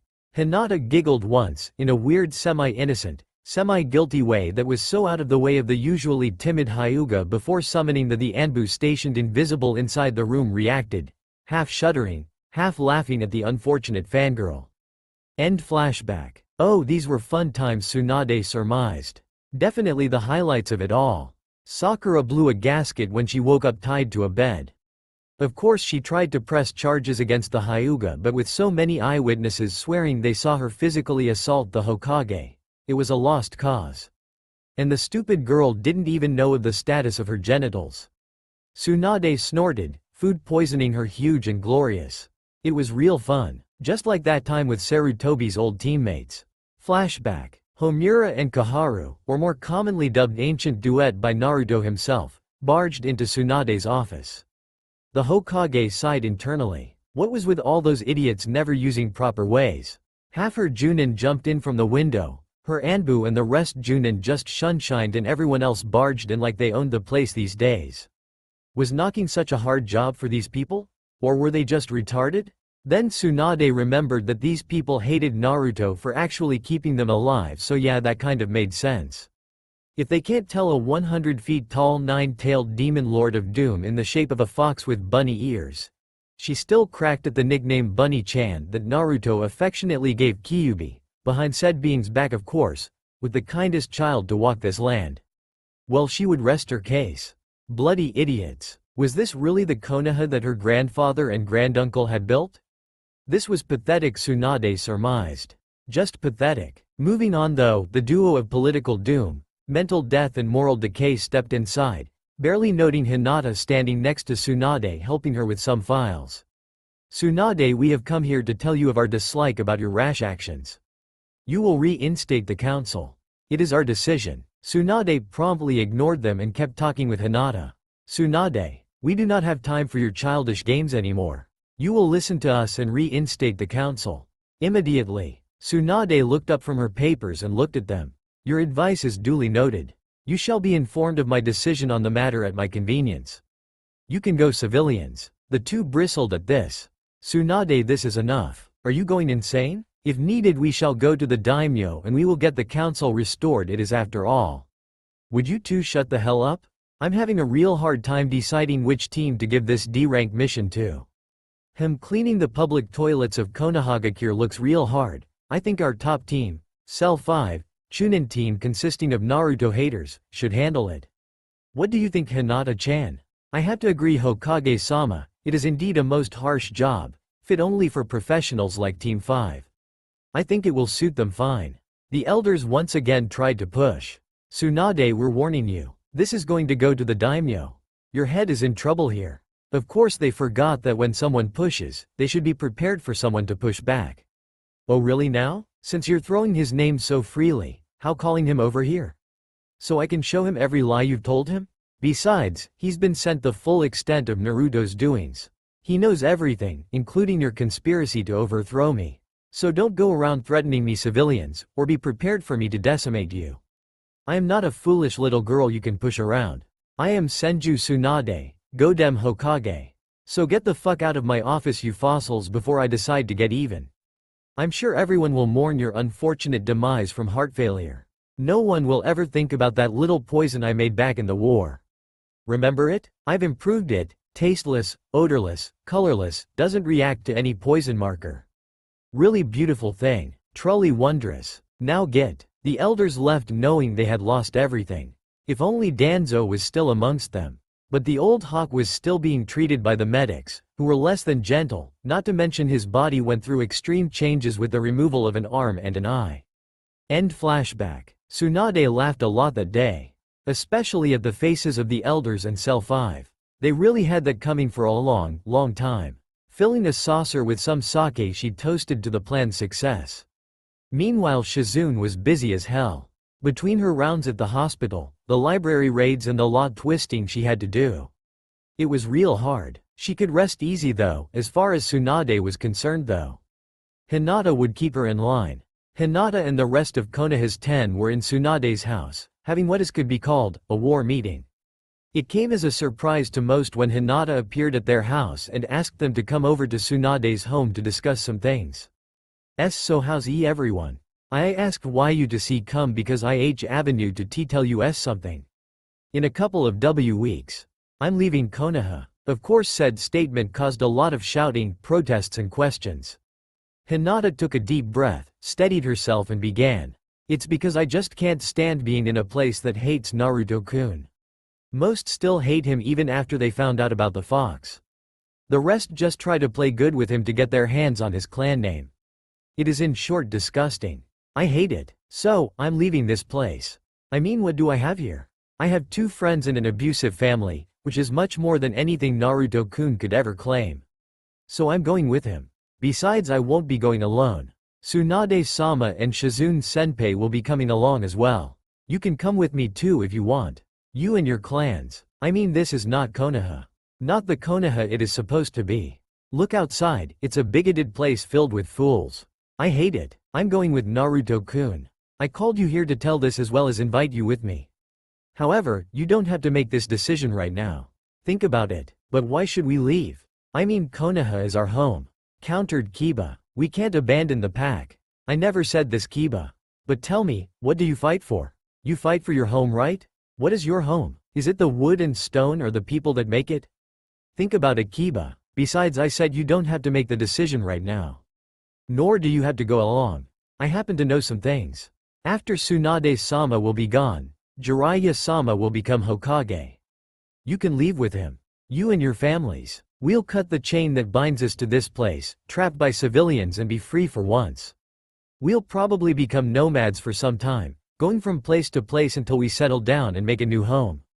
A proper home this time. One where people will be accepted regardless of looks or age or burden or clan or bloodline. I know it sounds great right now to some or horrible to others. That's why I'm telling you to think about it. Take your time. I mean, Kiba, who makes up your pack? Do you want your pack to be people that banish others because they got the short end of the stick? I beg you, please think about it. Not now, but in time. We have a chance to change the world, change our fates, be free. Let's not waste it. Not for fools that would never accept us anyway. They are not worth it. What about Konoha? What will happen to it, Hinata? Inquired a curious Shino. Konoha has dug her own grave. You may not know it, but Naruto-kun is seen as a hero in many lands.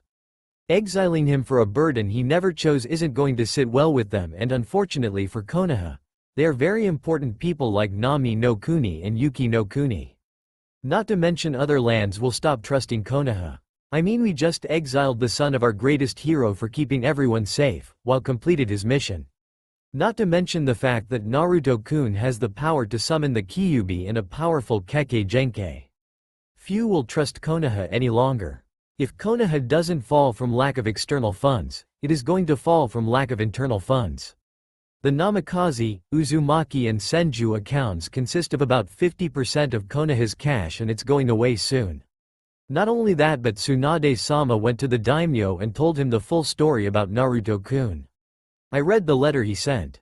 It was colorful. Konoha is no longer protected by its daimyo. It was Ino's turn this time. But what about our homes? Where will we settle? How will we survive? That's why you're going to have to wait a bit. Most likely we'll live as nomads for some time, unless Naruto-kun becomes strong enough to claim his mother's lands. Other than that, we'll become strong and trusted enough to take missions instead of Konoha or other countries. Konoha will fall. We can rise. If you're wondering, the land Naruto-kun can claim is the entire Uzu no Kuni, a huge island surrounded by whirlpools, which is next to impossible to cross unless you know the way. It was destroyed by Uchiha Madara and Kyuubi. Besides, his mother always said, "Home is where your heart is." I don't know about you, but my heart is with Naruto-kun. Lee and Tenten seemed to be quite agreeable. After all, both were orphans and had very little ties to the village. Shino was thinking about it as well. The only problem his clan would encounter would be transferring their colonies, but that could also be fixed. Next to Shino was Shikamaru, also in deep thought. He couldn't live with traitors. Besides, living like that seemed untroublesome. In fact, Kiba agreed mostly, especially after what Hinata told him about his pack. He was sure the rest of the clan would agree as well. Choji would agree with whatever Shikamaru said. Besides, he didn't have much tolerance for traitors either. Neji was conflicted. He could leave, but what about the secondary branch's fate? Hiashi alone could just kill them all with a hand seal. If it weren't for that damnable seal. Ino too was confused. Her eternal crush proved to be a traitor. The dead last proved to be a hero, and so many things were changing. Thankfully, Ongaku in her lap proved to be very good at calming her down. Look, you can talk to your families and think about it. Besides, it won't be just us shinobi. Some civilians may want to come along, disgusted by Konoha's actions. No, I'm not talking about Ichiraku's alone. Believe it or not, some in fact regret their past actions and want to make up for it. It's just that the majority of this place still hates people like Naruto-kun. Well, if they don't want to see the truth, we shouldn't push them. Just leave them be, their own actions condemn them. Just think about this offer, please. That's all I'm asking of you. With Hinata's speech complete, her friends started leaving. Hinata just collapsed on the couch and sighed. That was positively one of the hardest things in her life. She lifted Ongaku in the air, looked at her and spoke. Well, Ongaku-chan, that's done. Now we wait. Hi, Hinata-chan. Nice speech, by the way. How did you manage to not stutter? Simple. I reminded myself why I was doing it and what I was getting away from. After that it was easy. I don't think I'll be able to do it again though. Not soon anyway. It's alright, Hinata-chan. Don't worry, I'll help, and so will Naruto-sama when you meet him. Hinata just sighed. Naruto-kun. Meanwhile, Shizune had taken great care to gather a large amount of scrolls for the journey. She giggled at Jiraiya's face when Kage told him about their plan. Jiraiya was shocked for a bit before grinning widely. To use sealing like this? Jiraiya laughed while drawing seals around a certain mansion. This project could take days. Thankfully, Jiraiya was a seal master, otherwise it would be completely impossible. Jiraiya's smile never left his face while he labored day and night around a huge estate that had been abandoned for 13 whole years.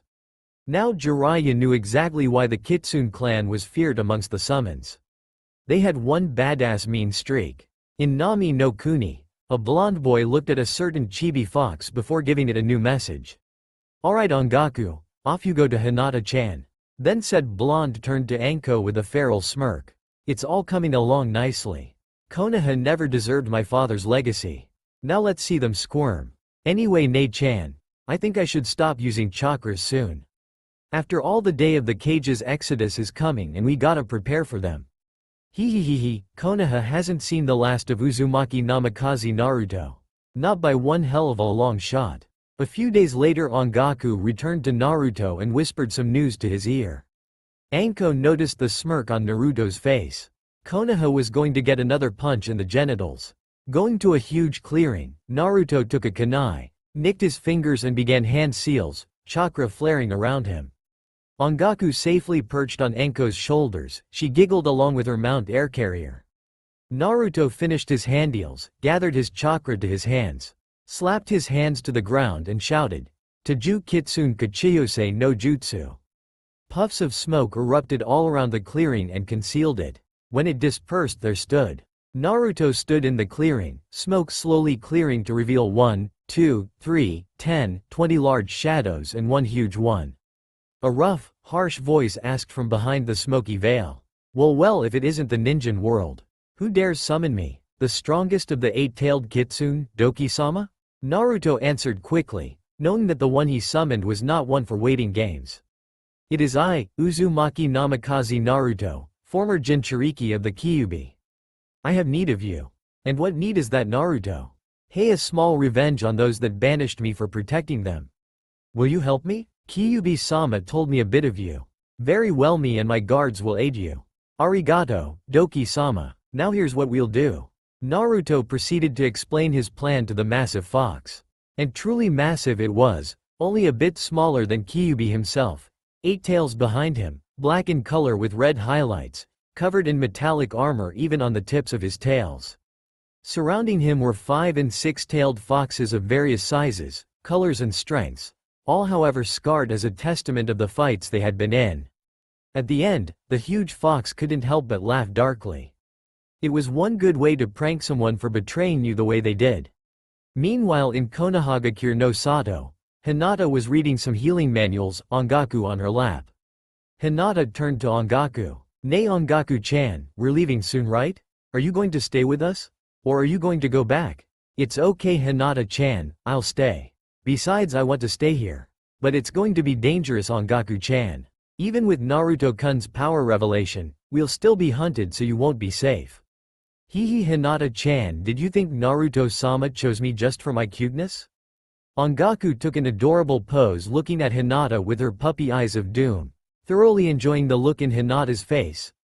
I got some nice skills, even though I'm just a kid. Besides, I chose to come here to become stronger.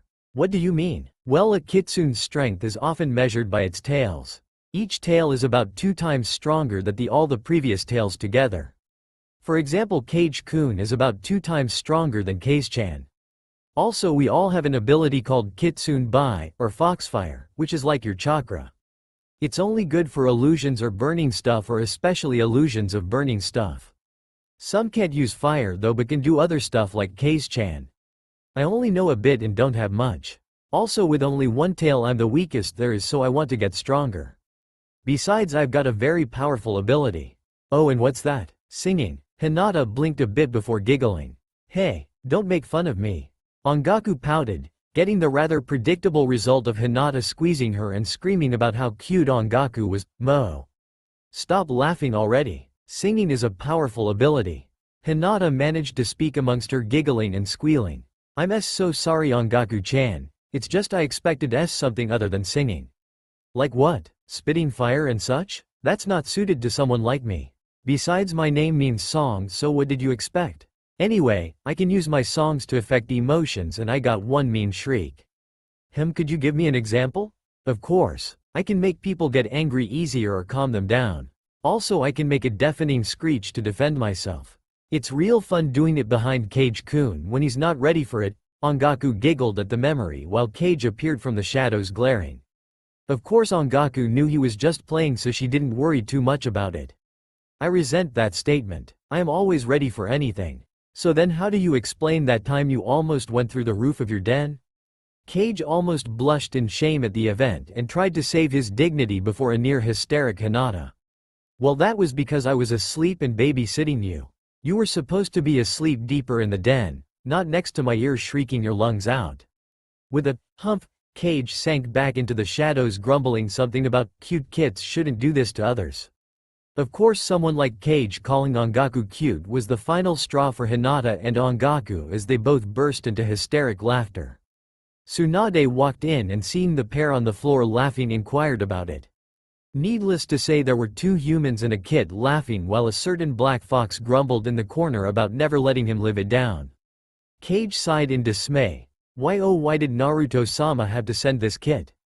Couldn't Sei have sent another one? Anyone? Poor Kage. After the laughter calmed down, Tsunade explained that today was the big day, getting a huge smile from Hinata and a sigh of relief from Kage. Home, finally home, thought the assassin fox, where there was no Ongaku to make fun of him. Shizune came inside later, covered head to toe with dust, and declared mission complete. She had taken nearly the entire jutsu library of Konoha and used copying seals provided by Jiraiya to copy the entire thing into new books for carrying. After sealing these, she went and took some high-quality equipment from the Anbu quartermaster. Quality inspection, yeah right, and she was an Uchiha or something. Next, Jiraiya came in, carrying a second oversized scroll on his back. He too declared a mission complete, although he did his traditional silly dance, declaring his superiority as the famous Toad Sennin, dream of women everywhere, yada yada yada. Of course, it earned him a one-way trip to the wall courtesy of a pissed-off Tsunade. Hinata giggled and smiled sadly. Oh, how she wished her Naruto-kun was there, enjoying this family moment with her. After some more time of finalizing the plans, the group went to sleep. After all, tomorrow was the big day, the day of the Kage's exodus. A.N. Now aren't you glad I didn't Cliffy here? See what a nice person I am. Well, to Sasuke and Sakura bashers, that is laughing face. The next day, morning came. All seemed normal in Konoha. But it wasn't. Everyone who was a ninja, or had been pranked by Naruto at least 10 times to be frank, knew something was in the air. Like the feeling of cold air when you sweat and someone breathes in your ear. Like the smell of a fermented fart. I mean fish. Something was going to happen in Konoha and only a few knew what it was. Tsunade, Shizune and Jiraiya woke up to the singing of two voices. Going downstairs, they came upon a weird sight. Hinata, dressed in a beautiful violet combat kimono, was dancing around with Ongaku in her arms, both singing. Tsunade recognized the song, a love song she listened once with Dan. Jiraiya looked thoughtful for a second, before deciding to not take notes this time around and sat down on the dining table. Tsunade and Shizune followed him, all the while cooing about how cute Ongaku was and how pretty a voice she had and all. Hinata sang and danced her heart out, waiting for breakfast to finish cooking before serving it. Some hours later, Tsunade signed the final papers for her, Shizune's and Hinata's release, as well as Jiraiya's appointment as Rokurame Hokage. Oh, this was going to be fun. Sighing, she took another sip of sake.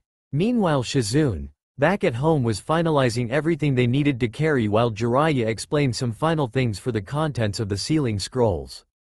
Hinata was busy daydreaming with Ongaku on her lap about meeting her Naruto-kun. Ongaku? Well, Ongaku wasn't looking forward to leaving. Why, you may ask? Because she wouldn't be able to torture that mean one-eyed bastard for what he did to Naruto.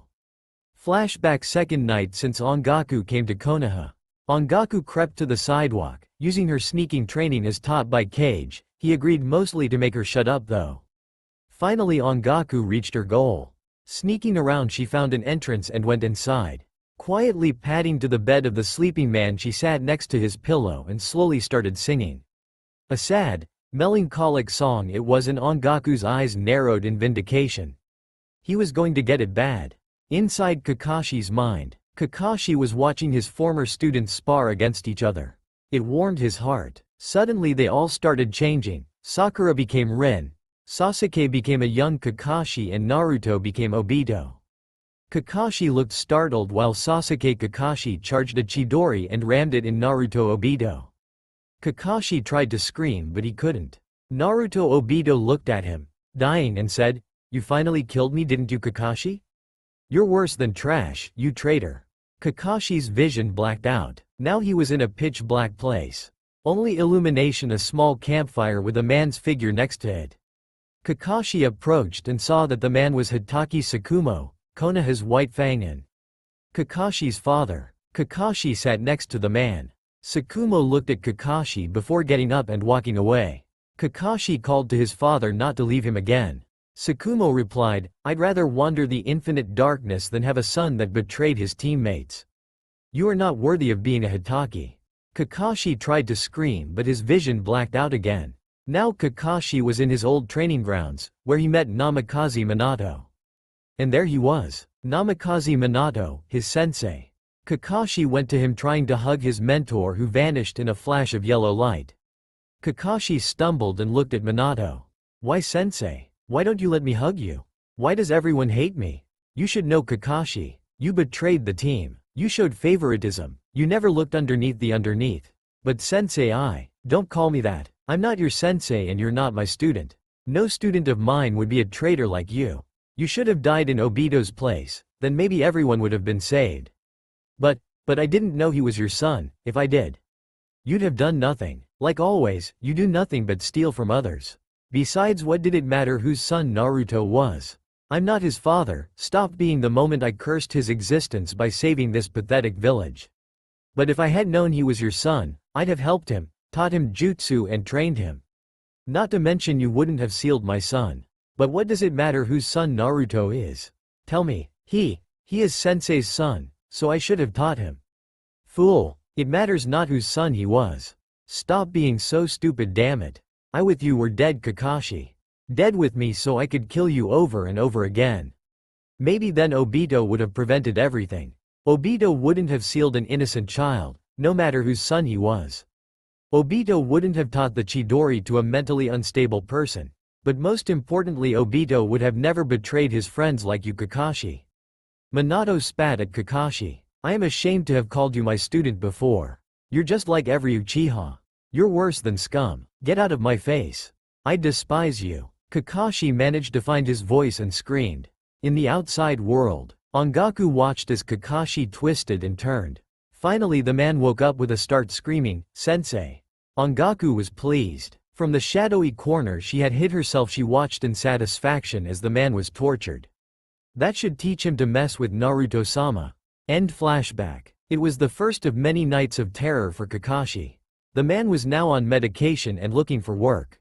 Without his clan holdings and his job as a ninja to support him, broken fingers and only one eye, Kakashi couldn't even be called a shadow of his former self. Junin didn't want to speak with him. Chunin avoided him and Genin sneered at him. Oh, how the mighty have fallen. Now working at a library, Kakashi spent hours copying the vast amount of jutsu he knew into scrolls. His hope?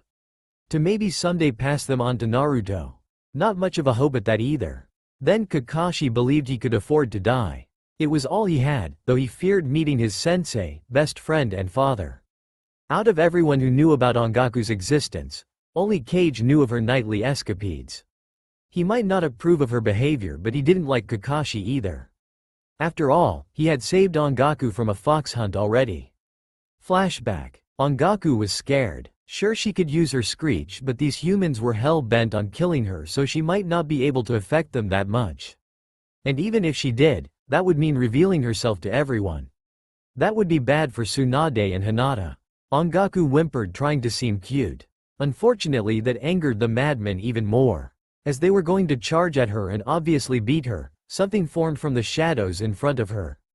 That something was fox-shaped and had 3 tails. Behind them was the same being. A rough, grim voice echoed in the back alley. "I might not especially like the kid, quite frankly she's annoying. But I will be damned to the 7th layer of hell before I let you touch her. For your transgressions, you will die." Tendrils of shadow formed and grabbed at everyone, like a constricting snake. Just like a snake too, they constricted the fools, crushing them to bits. Kage grabbed Ongaku from the neck, like a mother cat before making his escape. End flashback. Who would have thought Kage was a softie? Of course, for her continued existence, Ongaku never told anyone. After all, Kage was the lead assassin. It wouldn't be fun to have him as an enemy of all things. It was approaching noon when 3 Junin barged into Tsunade's office. The first came out immediately, courtesy of a pist of Sanin. Gaping at her for a second, the Junin rushed to explain the problem. Tsunade-sama, it's a declaration of war. From the demon brat. And cue a second Junin out through wall, courtesy of Tsunade's punch, TM. Now unless you want me to play Tetris with your corpses, calm down and speak rationally. Tsunade was happy inside, since she already knew what was coming but chose to play bad cop. TT Tsunade SS-sama. It's FF Foxes. Poor guy was pulling a Hinata on her. Said person was laughing her ass off behind Tsunade, accompanied by Kage's, Ongaku's and Kaze's silent laughter. Foxes? That's it, foxes? You idiots charged in here like preschools because of foxes. Bloody idiots. NN not normal F foxes Tsunade-sama. Huge, multi-tailed foxes. They're attacking. The poor fool was almost at nervous breakdown now. Come on, if Ebisu is an elite Jonin then many of the rest are. So? How do you know they're attacking? They wear armor Tsunade-sama. What else could it be? Retards. This place is full of retards. Get out of my sight, you fuckhead. I got no patience for your incompetence, Chunin. The man gaped like a fish, but Tsunade left him there and quickly left, followed by Hinata, Shizune and the foxes. Arriving at the wall, Tsunade fought the urge to facepalm. Civilians were gathering in the gate, brandishing pitchforks. Worse, many shinobi on the wall were throwing ninjutsu. If that was not enough, they did that against a huge black fox with 8 tails, the size of Kyuubi almost. Did they honestly think it would hurt him? The civilians shouted in glee, their Hokage has come to save them. Oh, the idiocy of the masses. Tsunade for her part ignored them and leapt to the wall. Would all you fucktards stop throwing jutsu, you fucking imbeciles? Did it ever occur to your malfunctioning minds this is not an invasion? Do you masturbate so much, the juice has reached your brains? No wonder you suck ass. So shut up and let me talk to them, you retarded fuck UPS. Tsunade panted from the exertion. The fox in front of her chuckled darkly. He liked her. Tsunade took a deep breath, calming herself down, using some chakra to nurse her aching throat. Damn this SV hit. Alright, I'm sorry for the idiots here. Seems they can't tell a 100 feet tall, 9-tailed, kitsune demon from a 13-years-old, malnourished kind kid. Has happened before. I apologize for their idiocy. Tsunade bowed to the being in front of her. It is quite alright, Tsunade Dono. After all, they're only fools. They could not see the kindness of Naruto-sama. Hey, they should feel blessed Naruto-sama doesn't care about this village. Kyuubi-sama told us of what they did and I honestly expected Naruto-sama to call for its destruction. Most obviously though he doesn't desire it, otherwise you'd all be already dead. Anyway, Tsunade Dono, me and my honor guard, the kitsune pointed at his 20 subordinates, have been summoned to act as your guard for as long as you'll have us. We obey none but your orders, Tsunade Dono. Tsunade smirked and turned to the people behind her. See you idiots? You almost caused an international incident. Naruto sent them to support us. Turning to the kitsune warlord, she spoke to him again. I thank you and your summoner for his actions. But do tell me, who is he and what is your name so I can talk to you better? My summoner is Uzumaki Namikaze Naruto, the kitsune lord, former Jinchuriki of the Kyuubi no Yoko, sole heir to the Uzumaki and Namikaze clans, the elemental lord, and quite a few more things I'm not at liberty to reveal at this moment. I am Doki, warlord of the Kitsune clan, 8-tailed kitsune, master of war and strategy. It has come to my attention that there is another kitsune here, correct? Yes, 3 to be exact. Kage, Kaze, Ongaku, present yourselves. Hello there, Doki. How has war been to you so far, my old comrade? Spoke Kage, emerging from the shadows. I am Ongaku. I'm so happy to finally meet you, Doki-sama. Kaze here. Reporting for duty, sir. Konoha freaked out seeing these 3 foxes appear so suddenly, not to mention so close to their Hokage. Many started muttering that their Hokage had been corrupted by the demonic magic of the kitsune demons, that they were going to eat their souls. Idiots. Tsunade ignored the retards, turned to Doki and spoke again. Doki-sama, I am sad to announce to you that I will be going on a journey today. I have to visit old haunts and friends, solidify alliances, gain new allies, you surely understand, correct? Therefore I must ask you, do you wish to come with me or will you stay here in Konoha in my stead? Konoha freaked out. Such a hard choice.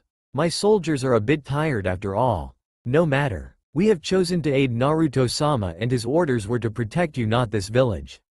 Therefore, we shall come with you.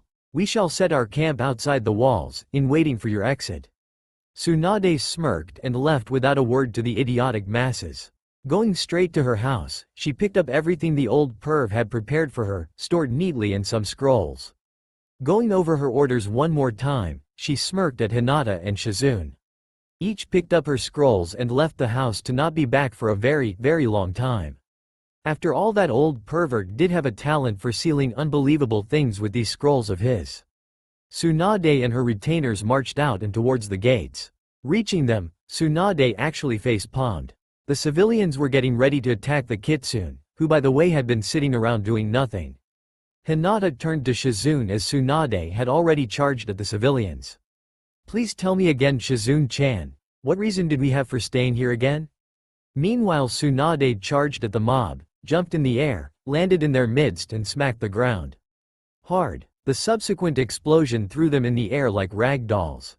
Tsunade exploded again, with a barrage of insults that I'll be kind to not right as they would make Tayuya go red from embarrassment. While the scene was going on, with the occasional scream of pain as Tsunade punctuated her insults by punching someone, the rest of Konoha's 10 gathered around Hinata, saying their goodbyes. I will be staying with my clan a bit. We do have our preparations to do before leaving this place after all. Shino, I'll stay too. It's too troublesome to leave yet. We'll see about later though. Ah well. Shikamaru, obviously. I'll stay with Shika. Choji, while munching. My dad doesn't want me to go yet. He's still working on some things though. Ino, I would follow you, Hinata Nisan, as would the entire cadet branch, but we fear the repercussions of the main branch. Do not worry though, we'll come as soon as we find a way out of this annoying seal. Neji, who else? My pack is not going, so I'm staying. Wish I could though. Seems it's going to be fun. Kiba and Akamaru. Tenten and Lee though seemed different, they carried some bags with them. Tenten spoke before Lee. Tsunade-sama allowed us to come with you. It's going to be fun, besides we don't have much here waiting for us. Besides, someone has to teach that knucklehead how to use a sword and some taijutsu. Who would be better than us too? Yosh, with the power of youth, let's go. Kakashi appeared next to Hinata, carrying some scrolls with him. Hesitantly he spoke to her, trying to ignore the looks of disgust. Hinata, I would like you to get these things to Naruto. Why? And don't call him Naruto. You don't have the right. Okay, just some jutsu I want him to learn.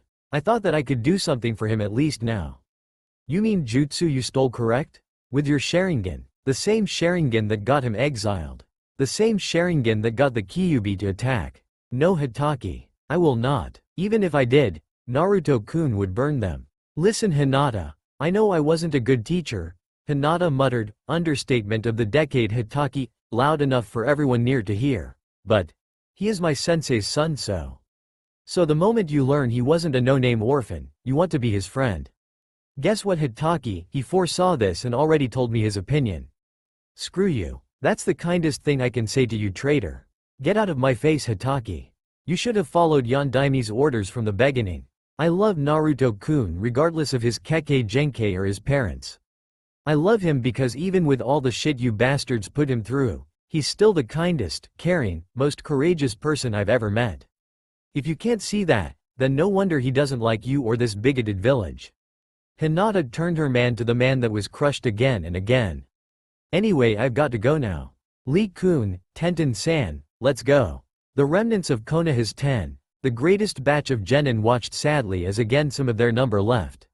They never forgot though the fact that they'd reunite soon enough. In the meantime, Tsunade had finished bashing the idiotic mob and waved at Hinata and Shizune. Ongaku jumped on Hinata's shoulders and yipped happily. They went at Doki and his group. Are your guards ready, Doki-sama? We should leave soon. Of course, Tsunade Dono. Let's go. Wrath placed his massive head on the ground and motioned them to get on top. This will be much faster and safer for you, Tsunade Dono. Where to? Tsunade looked at the village and energetically shouted. Onwards to wave, with all speed. Ha ha ha. Eliciting laughter from the rest of the Kitsune riders. Wrath chuckled darkly before launching forward, followed by his honor guard, leaving a stupefied Konoha behind. At the gates Jiraiya laughed his ass off at the faces of everyone included. Alright everyone, Tsunadeheim made me Hokage since she quit the job. This day will be celebrated as the day of the Kage's exodus because of your idiocy. During this day, women will walk around topless. Jiraiya gave a perverted chuckle. Oh, he was going to have so much fun with these bozos. Meanwhile, on Wrath's back, Hinata, Lee and Tenten were animatedly talking about the life they were going to lead. In a matter of hours, the Kitsune pack had reached wave amongst laughter. Doki stopped in the clearing he was summoned in and greeted the forest. You were right, Naruto. These idiots didn't know where it hit them. From the shadows emerged a person that made Hinata and funny enough Tenten blush a whole new shade of red. Naruto walked forth in the garb he wore before he left. However, now he seemed even more toned and the sweat on him made him absolutely delicious to the girls. Hinata leapt, teleported on him, already glomping. Naruto-kun. Naruto laughed and hugged Hinata. Hey there Hinata-chan, you look even more beautiful than before. I see Ongaku took a liking to you. Hinata hugged him for dear life, before speaking in her old stutter about how she had spent her time and wanted to be with him. Anko appeared behind him and greeted the rest. Alright Gaki's enough hugging, it's making me sick. We got some things to do and they are not getting done on their own. Naruto, get off your girlfriend and carry her items like you should. Hi Anko nay. Anyway Doki-sama, thanks for your assistance. It was good payback. I guess I'll remind them of the day of the Kage's exodus next year as well he. And I'll be looking forward to it. Gotta go now, but don't hesitate to call me again in case of attack. I have to sharpen my claws on someone, especially on one of those traitors. With a poof the entire, snickering, group of Kitsune disappeared with their leader. Kage, Kase and Ongaku remained behind. These humans were so much fun to be around. And so amongst laughter, joking and much storytelling, the group headed to Tezuna's house for their first night as freelance shinobi, not knowing the life ahead of them. One thing was for certain. This was going to be one heck of a wild ride. One they'd go through together as friends and family. That's all for now. If you enjoy then please like, share and do comments.